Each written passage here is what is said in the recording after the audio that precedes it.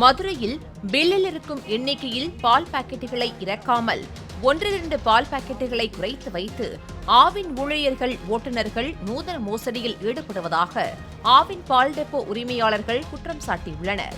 Madurai crime branch பகுதியில் உள்ள ஆவின் முகவர் ஒருவர் தமக்கு வைக்கப்பட்ட பால் பாக்கெட்டுகள் குறைந்திருப்பதை சுட்டிக்காட்டி கேள்வி எழுப்பிய போது ஆவின் பால் வாகன ஓட்டுநர் பதிலளிக்க முடியாமல் திணறும் காட்சி சமூக வலைதளங்களில் பகிரப்பட்டு வருகிறது.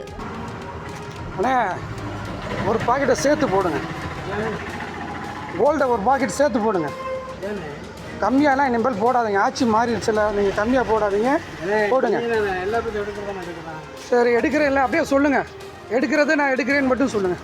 காலையில் நம்பர் ஆமாம், நீங்கள் எடுங்க, நீங்கள் சொல்லுங்கள். எனக்கு எண்ணி காட்டுங்க, கோல்டு எத்தனை இருக்குன்னு எண்ணி காட்டுங்க. எனக்கு ஒரு பாக்கெட் கம்மியாக இருக்குது, இன்றைக்கி எதாவது என்ன பதில் சொல்கிறீங்க? எனக்கு ஒரு பாக்கெட் கம்மியாக இருக்குது, என்ன பதில் சொல்கிறீங்க? ஆட்சியெல்லாம் மாறிடுச்சு, இப்போ என்ன பதில் சொல்கிறீங்க? 45 தெரியுதா, 45ன்னு. ஆனால் எண்ணிக்கை பார்க்கும்போது பார்த்தீங்கன்னா உங்களுக்கு வந்து இதில் வந்து கிரேடு வந்து கரெக்டாக வந்து 24 வந்திருக்கு.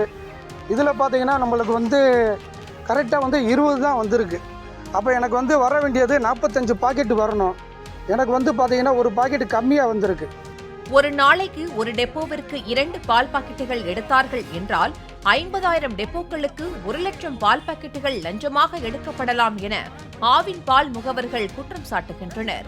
இந்த விவகாரத்தில் மாதத்திற்கு கோடிக்கணக்கான ரூபாய் அளவிற்கு கையாடல் நடப்பதாகவும் அவர்கள் குற்றம் சாட்டியுள்ளனர்.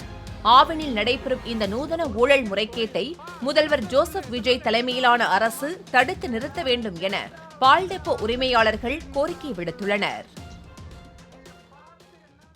பிளே ஸ்டோர் மற்றும் ஆப் ஸ்டோரில் இருந்து பாலிமர் செயலியை QR கோடு மூலம் பதிவிறக்கம் செய்யுங்கள். செய்திகளை உடனுக்குடன் பெறுங்கள்.